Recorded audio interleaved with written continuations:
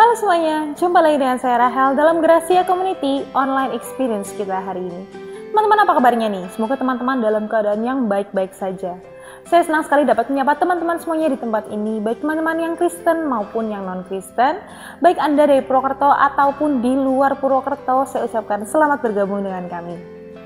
Nah teman-teman, gimana nih holiday-nya? Karena sebentar lagi holiday-nya akan segera selesai. Saya yakin sekali banyak di antara teman-teman yang sudah menciptakan momen-momen yang indah dan tak terlupakan selama liburan kemarin.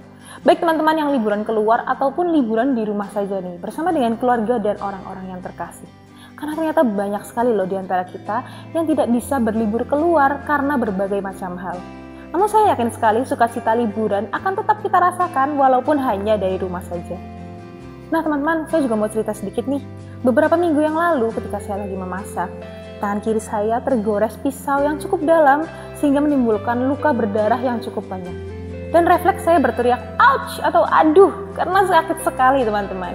Sehingga menghentikan aktivitas memasak saya harus mengobati lukanya, menutupi lukanya dengan Hansaplast, dan saya kembali beraktivitas lagi, memutuskan untuk kembali memasak dengan pisau yang telah melukai tangan kiri saya tadi. Nah teman-teman, seringkali hal-hal seperti ini yang terjadi dalam kehidupan kita ya. Ketika kita sedang berjalan, ada saja hal-hal yang menghambat, masalah-masalah yang menutupi jalan tersebut, besar atau kecil sehingga kita refleks berteriak aduh atau ouch. Hal ini terjadi dalam kehidupan kita sering mengeluh, kenapa ini terjadi lagi, kenapa ini bisa terjadi. Ouch, itu adalah tema renungan firman Tuhan kita pada hari ini yang akan disampaikan oleh Pastor Ya'aroh Harefa. Namun sebelumnya, rekan saya Yusak bersama Jangan GCC Band akan menyanyikan sebuah lagu. Dan untuk informasi, tayangan khotbah dan pujian pada hari ini adalah rekaman ibadah minggu lalu dan semuanya sudah melalui protokol kesehatan yang ketat. Jadi teman-teman, jangan kemana-mana ya. Tetap stay di channel ini dan selamat menyaksikan. Tuhan Yesus berkati. Diberkatilah orang-orang yang mengandalkan Tuhan, yang menaruh harapannya hanya kepada Tuhan. Sebab kami percaya Tuhan, ketika kami menaruh harapan kami kepadamu, harapan kami tidak akan sia-sia. Bukan dengan kekuatanku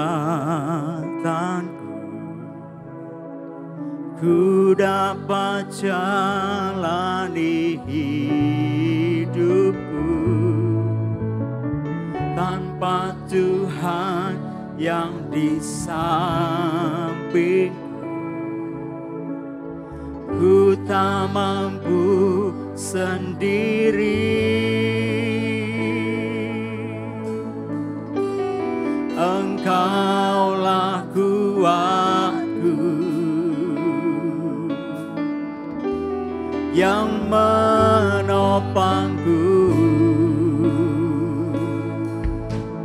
Bukan dengan kekuatanku ku dapat jalani hidupku tanpa Tuhan yang di sampingku. Ku tak mampu sendiri.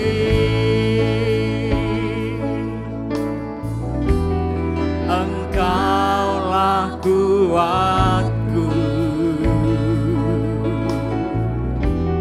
yang menopangku.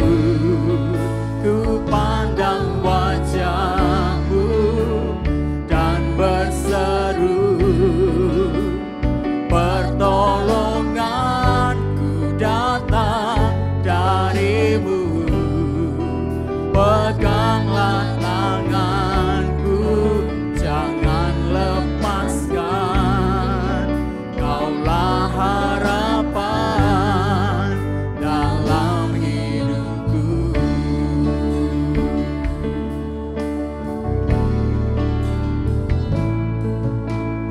Bukan dengan kekuatanku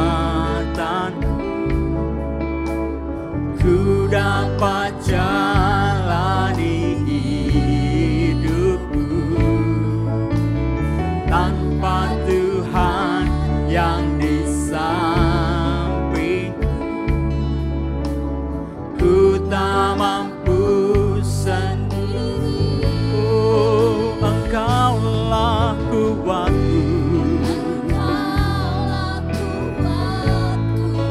yang menopangku. Mari angkat tangan kita katakan, ku pandang wajahmu dan berseru, pertolonganku datang darimu.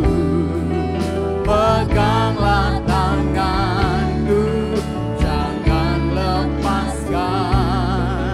Kaulah. Saya undang Bapak Ibu Saudara untuk bangkit berdiri bersama-sama. Dengan mengangkat tangan kita katakan, ku pandang wajahmu dan berseru, pertolongan datang darimu. Peganglah tanganku, jangan lepaskan. Kaulah harapan dalam hidupku.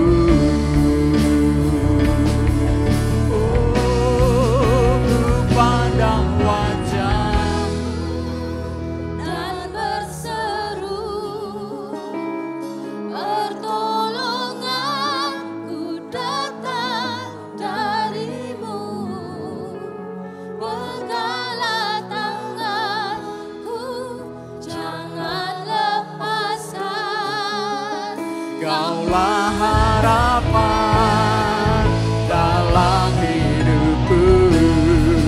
Ku pandang wajahmu dan berseru, pertolongan datang darimu. Peganglah tanganku, jangan lepaskan. Kaulah harapan dalam hidupku. Kaulah harapan dalam hidupku. Kaulah harapan dalam hidupku.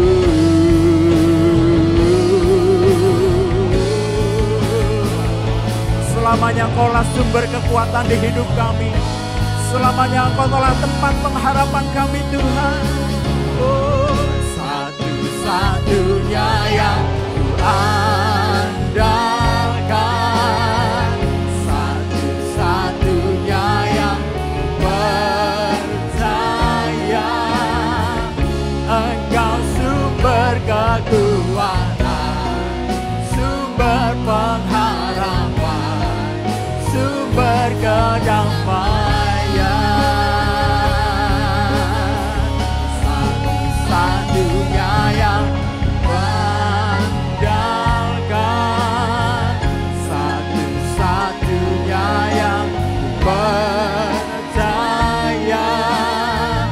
Engkau Tuhan memberkati, Tuhan penyembuhku, Tuhan pemulihku. Mari lebih lagi dengan iman percaya kita katakan, oh,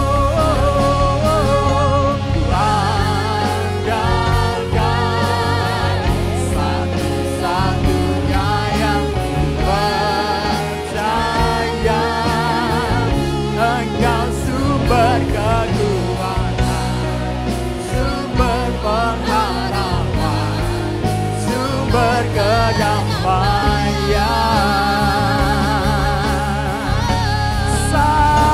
Satu-satunya,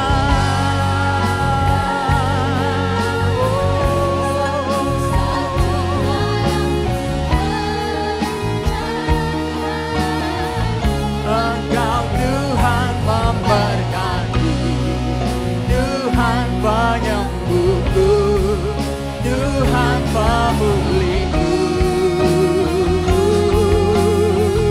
Engkau Tuhan memberkati, Tuhan penyembuhku, Tuhan pemulihku. Engkau Tuhan memberkati, Tuhan penyembuhku, Tuhan pemulihku.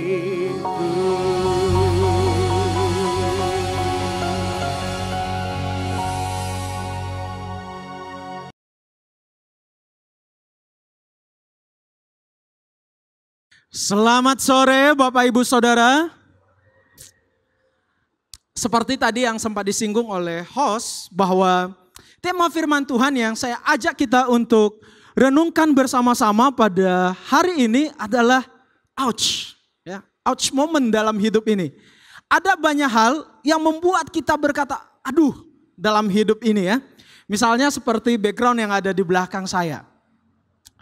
Ketika kulit kita bersentuhan dengan kaktus, kita itu pasti refleks akan berkata, aduh, ya sakit gitu. Kita pasti berkata, ouch, gitu. Nah, ada banyak hal lagi yang membuat kita dalam hidup ini berkata, aduh, hidup ini kok seperti ini, gitu ya. Misalnya ketika kaki kita kesenggol sama meja, apalagi tulang kering kita ini ya, pasti sakitnya luar biasa dan bukan hanya aduh gitu. Mungkin malah keluar kata-kata yang tidak enak saking sakitnya Bapak Ibu. Mungkin juga misalnya teman-teman yang masih muda nih ya, saat di ghosting sama crushnya. Nah ghosting itu Bapak Ibu adalah di PHP-in ya. Jadi udah ditemenin chatting, siang malam di chatting tiba-tiba hilang gitu. Nah itu di ghosting dia. Nah aduh lagi itu. Udah berharap bisa jadi yang terakhir tapi ternyata hilang begitu aja tanpa jejak dan aduh terjadi lagi hal yang sama gitu ya. Nah Bapak Ibu banyak hal lagi yang bisa membuat kita berkata aduh dengan hidup ini. Hal-hal yang tidak mengenakan yang terjadi dalam kehidupan kita. Gagal ujian, gagal interview kerja sehingga tidak mendapatkan pekerjaan yang diinginkan. Saya punya seorang teman yang lebih dari 5 kali nggak lolos-lolos seleksi di BUMN. Dan dia berkata ini adalah suatu hal yang menyakitkan bagi dia. Dia merasa dia sudah pintar tapi ternyata sudah dicoba sampai 5 kali lebih tetapi tidak didapatkan juga. Dan dia berkata ini apakah ini adalah satu kesialan atau apa nih gitu. Nah Bapak Ibu, masih banyak hal, contoh yang kita akhirnya membuat kita bisa berkata aduh nih dengan hidup ini. Nah ada seorang student yang hendak mengikuti ujian, kemudian dia datang nih ke gereja, ke hamba Tuhannya untuk minta didoakan. Dengan tujuan supaya dia itu bisa lolos nih dengan ujiannya. Kemudian dia datang dan hamba Tuhannya itu mau mendoakan dia. Dengan tujuan supaya anak ini bisa semangat mengikuti ujian, bisa pede nih nanti dengan ketika dia mengikuti ujiannya. Nah kemudian didoakan, anak ini begitu senang sekali dan kemudian dia pulang. Nah mungkin karena dia sudah merasa didoakan sama hamba Tuhan, kemudian dia pergi nongkrong, pergi main dengan teman-temannya. Nah setelah peristiwa didoakan ini, kemudian anak ini tidak pernah terlihat lagi di lingkungan gereja Bapak Ibu. Nah ternyata usut punya usut, anak ini nggak lolos ujian ini. Dan kemudian dia menyebarkan berita bahwa hamba Tuhan di gerejanya doanya nggak mujarab. Buktinya dia nggak lolos ujian tuh. Jadi dia bilang sama orang-orang nggak usah minta doa sama hamba Tuhan ini. Karena doanya itu nggak dijawab, nggak mujarab doanya. Padahal dia sendiri ada yang kesalahan yang dia lakukan. Yaitu dia hanya mengandalkan doa tadi dan kemudian dia pergi main, nongkrong dan tidak mempersiapkan diri mengikuti ujian. Nah sering sekali dalam hidup ini ketika aduh momen ya, ketika tragedi atau hal yang kita anggap sebagai kesialan terjadi dalam hidup kita. Kita gampang sekali mencari pembenaran untuk diri kita dan menyalahkan pihak lain. Entah itu menyalahkan Tuhan, menyalahkan orang lain, atau seperti anak ini, menyalahkan orang lain. Menyalahkan orang lain ketika kita menghadapi masalah adalah hal yang enak sebenarnya. Ya, karena bisa membuat kita lega mungkin. Tetapi sering sekali itu tidak menyelesaikan masalah Bapak Ibu. Hanya menambah masalah justru. Gitu. Nah sebenarnya dalam hidup ini, kalau kita melihat segala sesuatu yang terjadi di dunia ini Bapak Ibu, sebenarnya penyebabnya itu banyak. Dan bisa saja satu kasus bisa disebabkan oleh alasan-alasan yang berbeda-beda. Misalnya ya, bisa karena diri sendiri. Contohnya tadi, student ini, mahasiswa ini, yang ternyata dia hanya mengandalkan doa tadi dan kemudian dia pergi main setelah itu. Ya itu berarti dia gagal karena salah sendiri. Yang menyebabkan dia gagal adalah dia sendiri nih. Gitu. Bisa karena diri sendiri. Tetapi bisa juga karena orang lain Bapak Ibu. Nah mungkin kita sudah baca berita tentang anak SMP yang bakar sekolah ya. Dan itu cukup viral karena masih SMP tapi sudah melakukan tindakan kriminal. Nah tetapi ternyata setelah kita baca di berita ya, berita yang beredar, bahwa alasan anak ini bakar sekolah karena dia seringkali dibully di sekolah. Dan yang menyedihkan adalah bukan hanya teman-temannya yang bully dia, tetapi justru juga guru-gurunya di sekolah ikut membuli dia. Dan mungkin akhirnya karena dia sudah begitu stres dengan tekanan yang dia terima, sehingga ia membakar sekolahnya. Dan ternyata spot-spot yang dia bakar di sekolah itu adalah spot-spot di mana dia seringkali menerima bulian di tempat-tempat itu. Sehingga ia membakar tempat-tempat yang di mana ia sering dibully. Apa yang dilakukan oleh anak SMP ini adalah salah, itu adalah tindakan kriminal. Tetapi kalau kita lihat runut ke belakang, ternyata dia melakukannya karena dia sering mendapatkan bully dari orang lain. Sakit hati yang sudah ia terima selama ini tidak sanggup lagi ia tampung dan kemudian ia meluapkannya. Dan akhirnya ia mengalami kasus dan entah bagaimana kelanjutan kasus ini. Nah jadi tragedi dalam hidup ya bisa juga disebabkan oleh orang lain. Bisa juga disebabkan oleh pekerjaan kuasa gelap, oleh si setan ya. Dan saya tidak perlu menjelaskannya, mungkin kita sudah tahu bagaimana pekerjaan si iblis itu. Ada juga Bapak Ibu, hal yang terjadi dalam hidup ini disebabkan oleh alam. Misalnya bencana alam, fenomena alam, gempa bumi gitu. Kalau masih ingat Sabtu kemarin malam-malam terjadi gempa ya. Mungkin di Prokerto juga kerasa getaran gempanya. Nah kami di Soteria lagi camp ya, dan itu lagi api unggun. Dan saya mau menunjukkan dulu nih klip.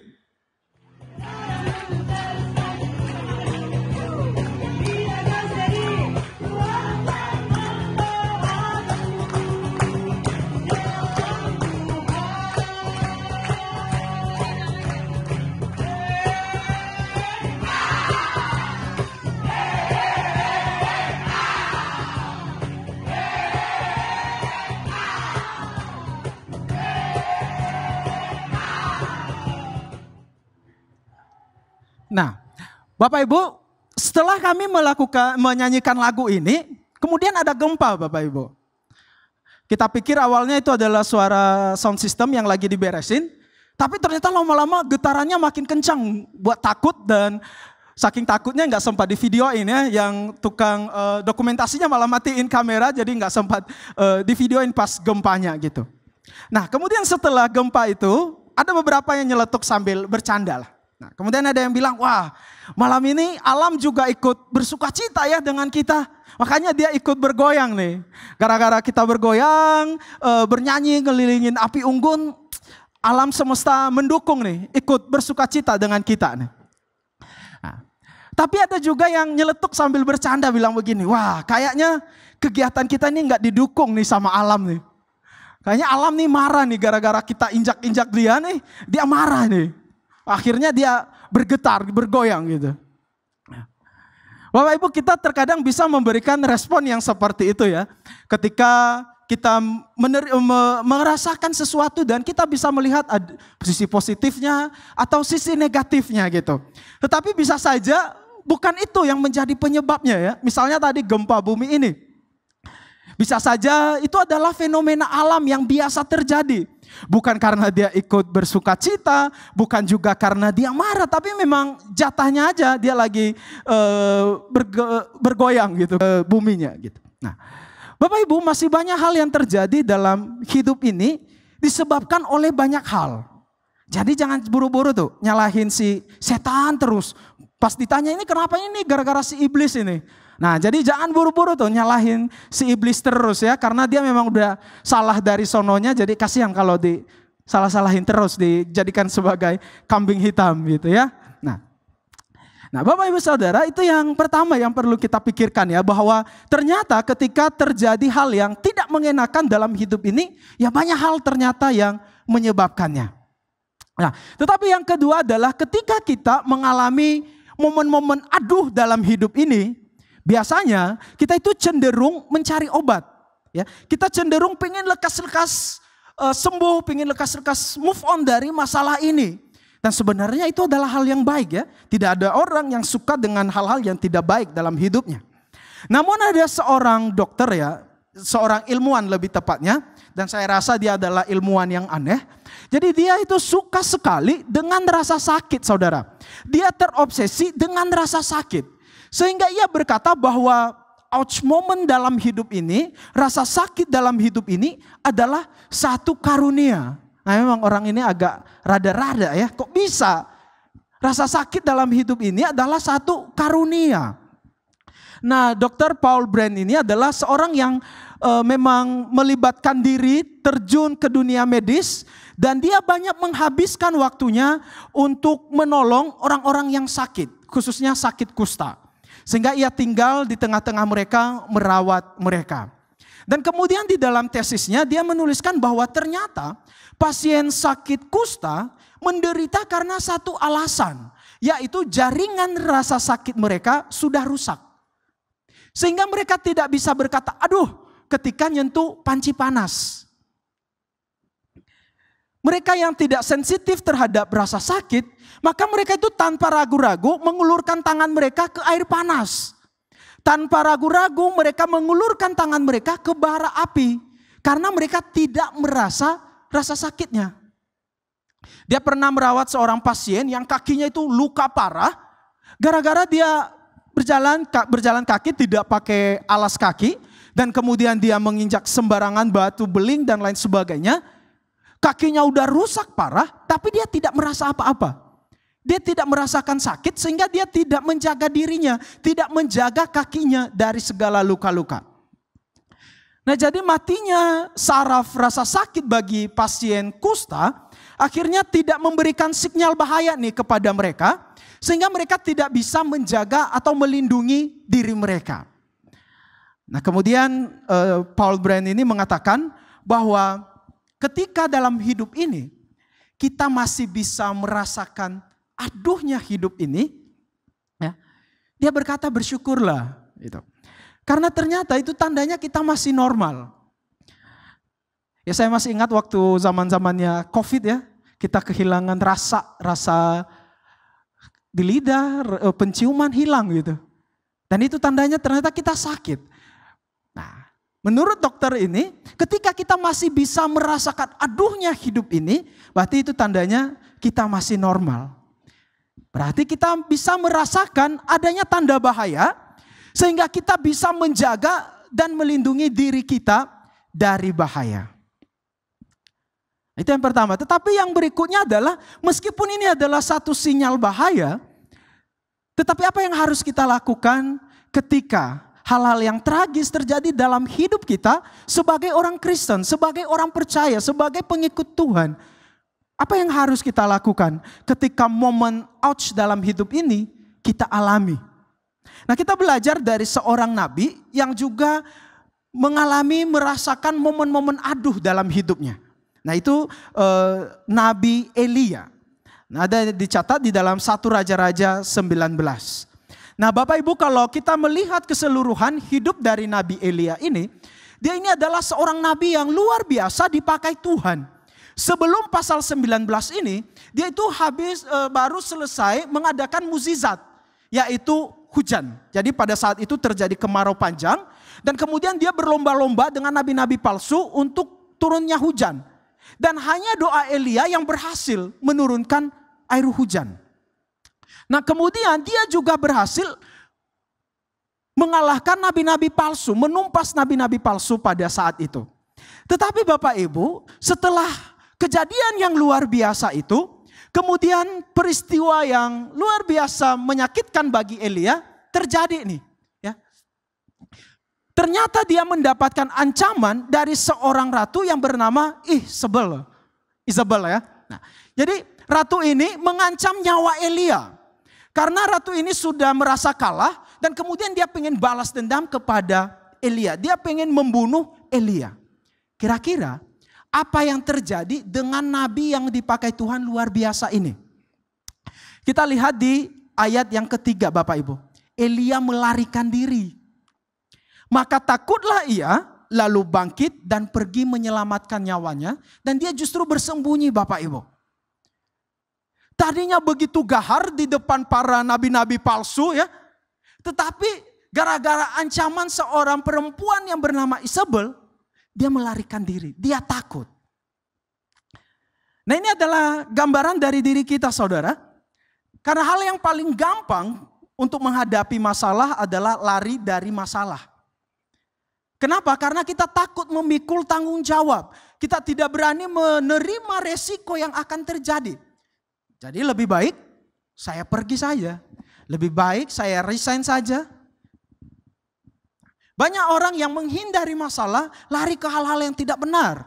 Ngedrugs lah, pergaulan bebas, bahkan mengakhiri hidupnya. Gara-gara apa? Gara-gara menghindari masalah.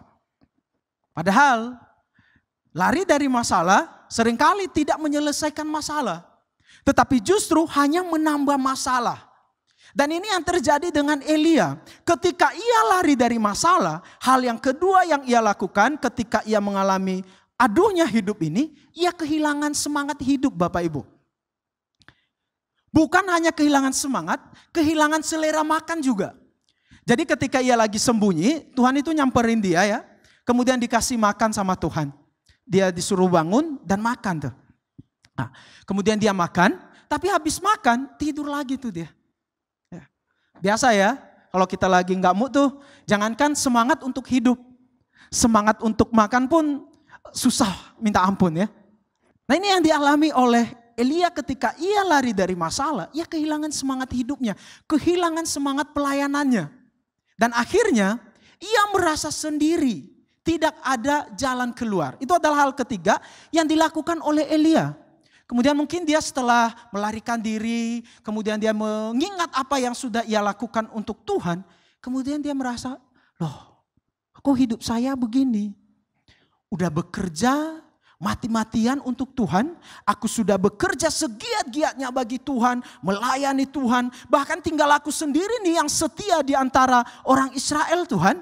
Tapi kok sekarang nyawa saya ini terancam. Ini yang sering sekali kita lakukan sebagai orang-orang Kristen. Yang merasa sudah begitu taat sama Tuhan, sudah begitu berkorban banyak untuk pekerjaan Tuhan, untuk pelayanan. Sehingga kita merasa, oh saya sekarang ini pantas loh dihargai, pantas diberkati dan tidak pantas mengalami kesulitan hidup nih. Dan Elia merasakan yang sama. Ia merasa sendiri, sudah bekerja banyak untuk Tuhan. Duh Tuhan, saya ini sudah bekerja banyak loh untuk Tuhan, untuk pelayanan segiat-giatnya, tinggal saya sendiri, tapi sekarang nih Tuhan, saya mau dibunuh. Nih, duh, gimana sih nih Tuhan nih? Tetapi yang menjadi pertanyaan menariknya adalah kenapa ya seorang Elia yang hebat luar biasa, bahkan nantinya Bapak Ibu, Elia ini tidak mengalami kematian ya. Kalau kita baca keseluruhan kisah hidupnya, dia itu terangkat ke surga ya. Jadi dia tidak mengalami kematian. Tapi kenapa bisa nih? Seorang yang dipakai Tuhan luar biasa bisa lari dari masalah. Bisa kehilangan semangat hidupnya. Jawabannya ada di Yakobus 5 ayat 17 Bapak Ibu. Kita baca sama-sama ya. 1, 2, 3. Elia adalah manusia biasa sama seperti kita. Ternyata meskipun dia adalah orang yang luar biasa dipakai Tuhan, ternyata dia juga sama seperti saya dan saudara. Yang bisa merasa capek dengan hidup ini, yang bisa merasa kecewa dengan hidup ini, dengan pelayanan, dengan pekerjaan. Yang bisa merasa putus asa, yang bisa merasa frustasi dengan masalah yang dihadapi. Jadi Elia ini terkenal sebagai salah satu tokoh Alkitab yang frustasi ya dalam hidupnya. Tetapi dia adalah sebagai manusia biasa ya, dia mengalami hal yang sama juga kita alami dalam hidup ini.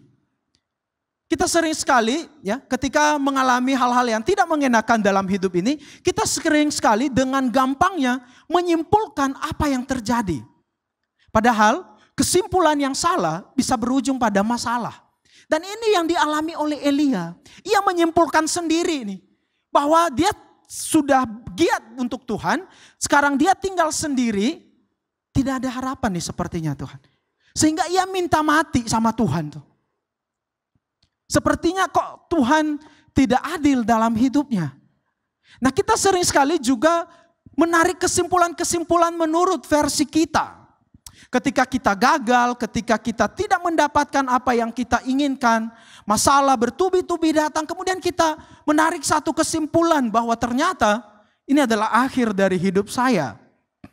Sepertinya kayaknya Tuhan sudah tidak peduli lagi nih dengan hidup ini. Dan itu yang dialami Elia sebagai manusia, dan kita juga mungkin mengalaminya. Dan bahkan tragisnya Elia itu minta mati ya sama Tuhan. Daripada sekarang dibunuh oleh orang lain, better mati aja dah di tangan Tuhan. Gitu. Tetapi yang lebih menarik lagi Bapak Ibu adalah respon yang diberikan Tuhan kepada Elia. Dan mungkin ini adalah momen aduh yang kedua yang dialami oleh Elia. Jadi pada saat itu Tuhan datang hampiri Elia. Mungkin Elia berharap tuh Tuhan memberikan jawaban kepada dia. Tapi kita lihat ya perkataan Tuhan di ayat 15 kepada Elia.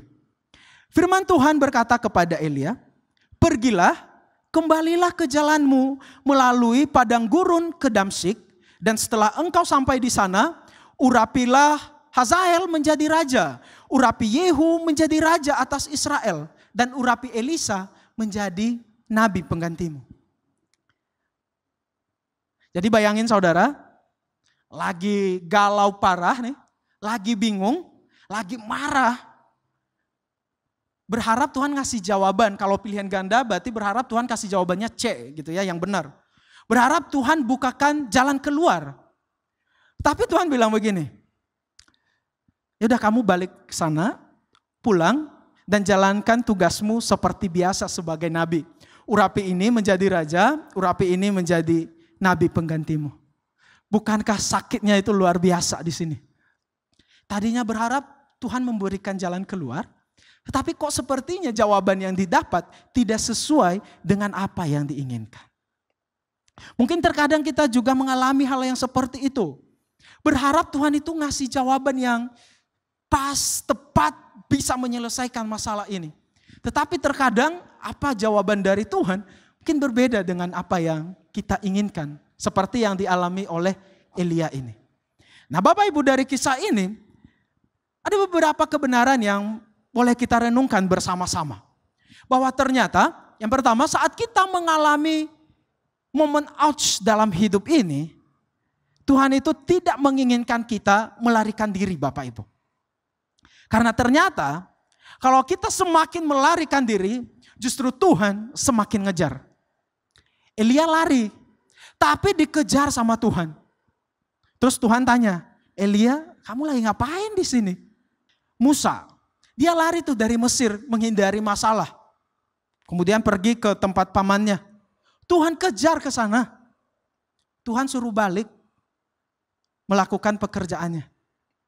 Semakin lari, semakin dikejar oleh Tuhan. Nah, kemudian yang kedua, bahwa momen aduh dalam hidup ini juga mengingatkan kita betapa rapuhnya hidup ini.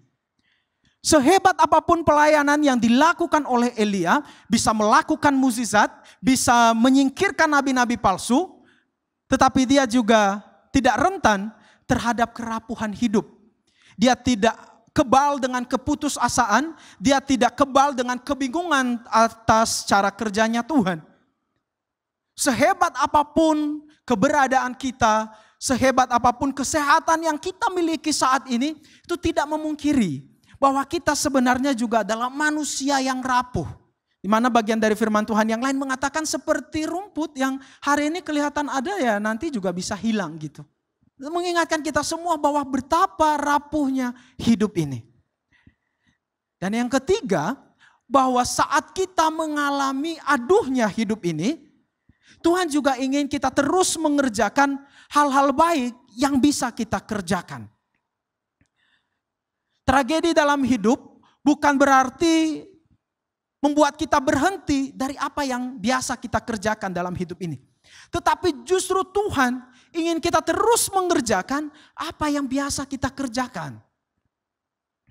Ikut Tuhan terkadang bisa seperti ini ya Bapak Ibu. Bercucuran air mata. Yang terkadang kita begitu enggan lagi untuk melakukan apa yang biasa kita lakukan. Enggan lagi untuk pelayanan, enggan lagi untuk berbuat baik. Udah pengen nyerah aja lah. Capek jadi orang baik.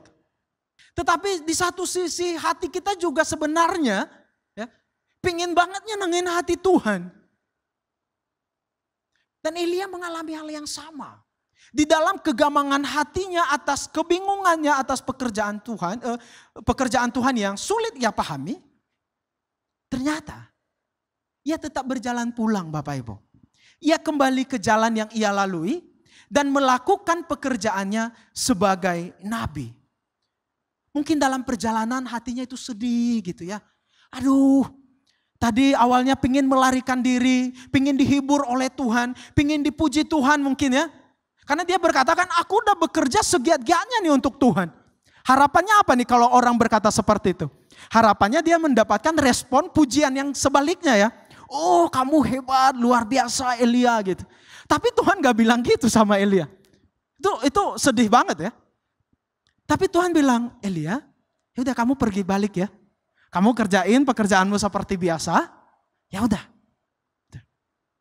Tetapi yang menarik adalah Elia itu manut sama Tuhan. Dia nurut sama perkataannya Tuhan. Yang mungkin juga dalam hati itu dongkol, marah, sedih. Tapi ya dia pergi. Dia tetap percaya pada Tuhan. Meskipun nantinya dia balik bisa aja risikonya itu dia akan mati di tangan Isabel gitu. Tapi Elia nurut tuh sama Tuhan. Dan yang terjadi juga adalah Elia itu diangkat ke surga ya. Dia tidak mengalami kematian. Bapak Ibu kehidupan kita sebagai pengikut Kristus juga seperti ini. Terkadang berada dalam keraguan, kebingungan seperti Elia. Tetapi ya mari kita terus maju bersama dengan Tuhan. Yang meskipun itu mencucurkan air mata, meneteskan air mata. Gitu. Ada doa yang mati-matian nih sudah kita doakan. Tapi sepertinya pertolongan gak kunjung datang tuh. Sudah mendoakan supaya karir ini bisa naik dikit lah. Tapi sudah puluhan tahun gitu-gitu aja tuh. Sudah berdoa, mendoakan masalah yang sama, sudah banyak tumpangan tangan.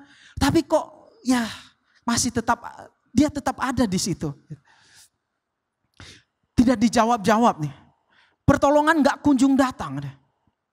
Di dalam situasi yang seperti itu, apakah berarti kita tidak bisa lagi menyenangkan hati Tuhan? Apakah kita tidak bisa lagi melakukan apa yang Tuhan pengen dalam hidup ini? Kalau kita melihat kisah Elia Bapak Ibu, mungkin kita juga akan berkata dalam hidup ini. Oke, saya yang kacau ini, saya yang bingung dengan cara kerjanya Tuhan, mau mencoba berjalan bersama Tuhan. Meskipun itu sambil menangis, mencucurkan air mata. Tetapi saya mau mencoba berjalan bersama Tuhan. Mau mencoba untuk percaya kepada Tuhan. Kenapa? Karena ya toh juga cuman dia satu-satunya Bapa yang kita miliki. Ibarat seorang anak ya kalau lagi marah sama orang tuanya. Saya sering lihat keponakan saya kalau lagi ngambek dengan papa mamanya. Awalnya tuh gak pengen dipeluk, gak pengen dipegang gitu ya. Tapi lama-lama balik juga tuh sama papanya, sama mamanya. Peluk lah, pegang tangan lah. Meskipun sambil tetesan air mata tetap ngalir gitu ya. Mungkin sambil marah-marah, tendang-tendang gitu. Tapi tetap balik tuh sama papa mamanya. Kenapa? Karena ya cuman itu orang tua yang ia miliki. Ya kalau dia lari ke papa tetangga ya lebih bahaya lagi ya jadi pertanyaan. Nah demikian juga dengan hidup kita Bapak Ibu. Toh kita juga punya satu Bapak itu doang nih, si Jitok. Nah. Jadi gak bisa kemana-mana tuh. Jadi ya mau ngambek kayak mau marah ya balik-baliknya ke Bapak yang satu itu tuh. Ya meskipun sambil hati sedih, hati jengkel mungkin. Ya tetapi tetap mau belajar untuk percaya kepadanya. Dan mau mencoba berjalan bersamanya di dalam keraguan, di dalam kebingungan. Nah, Hanya ternyata Bapak Ibu ya, karena meskipun terkadang beratnya hidup ini dan begitu sulit untuk kita lakukan, tapi ini yang Tuhan inginkan. Dia tetap ingin kita mengerjakan hal-hal yang baik yang biasa kita kerjakan selama ini. Karena ternyata bahwa meskipun hidup ini mengalami keraguan, merasa tidak layak kepada Tuhan, tapi ternyata tuh Tuhan bisa mempercayakan hal-hal hebat untuk kita kerjakan Bapak Ibu. Dan saya rasa ini adalah hal yang melegakan bagi kita semua. Mungkin kita sudah menghafal Matius 11 ayat 28 ya. Di sana dikatakan, marilah kepadaku setiap yang letih lesu dan berbeban berat. Aku akan memberikan kelegaan kepadamu. Nah, kita sering berpikir dan suka dengan ayat ini, bahwa ketika kita letih lesu, Tuhan akan mengatasi masalah kita. Itu benar. Tuhan akan memberikan jalan keluar dan itu benar. Tuhan yang pasti akan menolong. Tetapi sering sekali cara kerjanya Tuhan memberikan kelegaan bagi kita berbeda-beda. Seperti Elia tadi apa?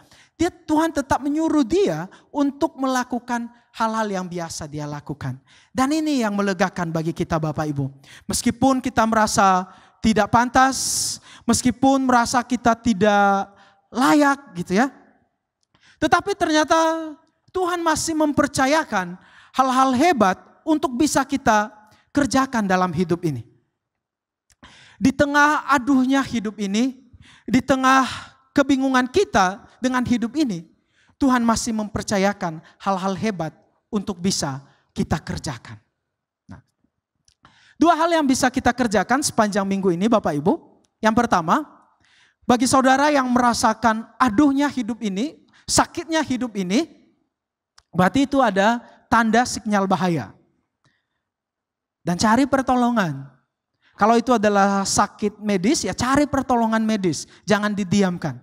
Kalau itu sakit yang lain, ya cari pertolongan yang lain. Yaitu cari Tuhan.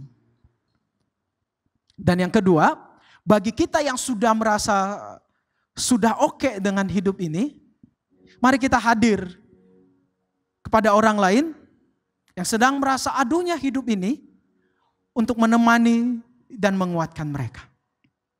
Mari kita berdiri Bapak Ibu. Mari kita merenungkan firman Tuhan yang barusan kita dengarkan ini dengan menaikkan satu pujian bahwa Dia adalah Tuhan yang setia dan waktunya selalu yang terbaik. Engkau Tuhan yang setia, waktu selalu yang terbaik. Engkau Tuhan sandaranku, dan ku hanya kan berharap padamu. Satu-satunya yang ku andalkan, satu-satunya yang ku andalkan, satu-satunya yang ku percaya. Engkau sumber kekuatan, sumber pengharapan, sumber kedamaian. Satu-satunya yang ku andalkan, satu-satunya yang ku percaya. Engkau Tuhan memberkati, Tuhan penyembuhku, Tuhan pemulihku. sekali lagi saudara, kita katakan Engkau Tuhan yang setia. Engkau Tuhan yang setia, waktu selalu yang terbaik. Engkau Tuhan sandaranku, dan ku hanya kan berharap padamu.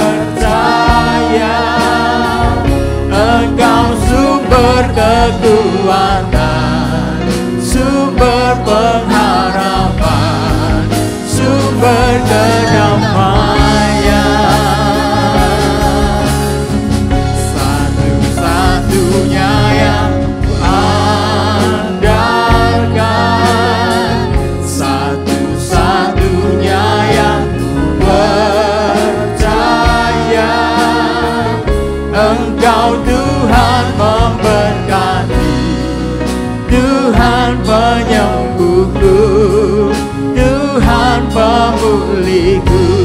Engkau Tuhan memberkati. Engkau Tuhan memberkati, Tuhan penyembuhku, Tuhan pemulihku. Engkau Tuhan memberkati kami semua. Engkau Tuhan memberkati, Tuhan penyembuhku,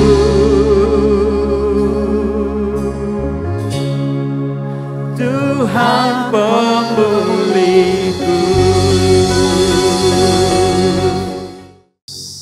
Benar Tuhan, hanya Engkaulah satu-satunya yang kami andalkan di dalam hidup kami. Hanya Engkau satu-satunya yang kami percaya sebagai Allah, sebagai Bapa yang setia, yang selalu hadir dalam kehidupan kami. Terima kasih Tuhan untuk ibadah kami pada hari ini. Kau hadir di tengah-tengah kami, dan kiranya Engkau yang memberkati setiap kami yang hadir, bahkan setiap yang mengambil bagian dalam pelayanan. Tuhan Yesuslah yang memberkati. Dan biarlah ketika kami pulang dari tempat ini Tuhan, kami mau pulang dengan sukacita yang asalnya dari Tuhan. Kami pulang dengan membawa berkat yang asalnya dari Tuhan. Bapak Ibu Saudara sekalian, mari kita menengadahkan kedua tangan kita dan terimalah berkat yang asalnya dari Tuhan. Tuhan memberkati dan melindungi engkau. Tuhan menyinari engkau dengan wajahnya dan memberi engkau kasih karunia. Tuhan menghadapkan wajahnya kepadamu dan memberi engkau damai sejahtera. Tuhan yang memberkati pekerjaanmu, Tuhan yang memberkati keluargamu, Tuhan yang memberkati kesehatanmu. Kiranya kasih karunia Tuhan kita Yesus Kristus dan kasih Allah dan persekutuan dengan Roh Kudus yang akan terus menyertai kita sekalian mulai saat ini sampai Kristus datang kembali kedua kalinya. Maranatha. Bersama-sama dalam nama Tuhan Yesus Kristus, Juru Selamat kami sudah berdoa. Amin.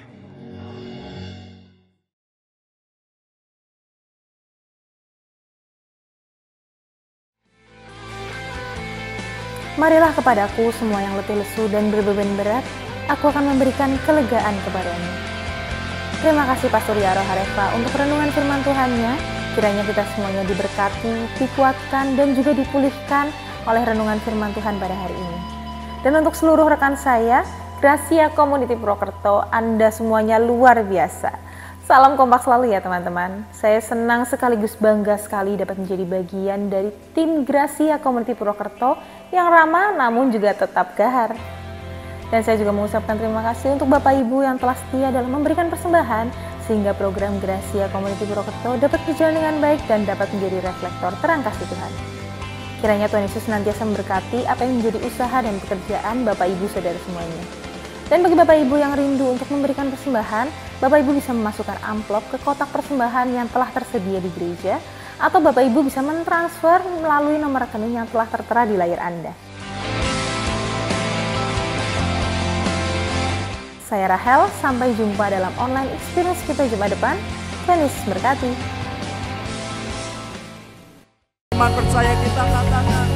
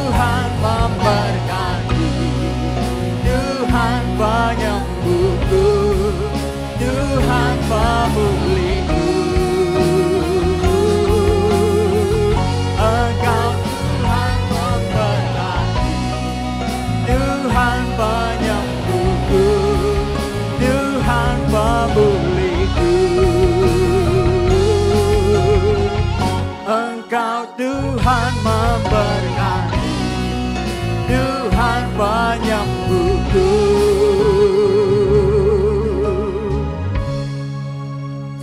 Tuhan pemurah.